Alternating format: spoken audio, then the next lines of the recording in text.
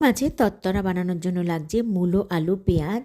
ছোট সাইজের আলু নিয়ে নিয়েছি দুটো, আর মূলোটাকে গোল গোল চাক চাক করে কেটে নিয়ে একটু জল দিয়ে সেদ্ধ করে নিয়েছিলাম।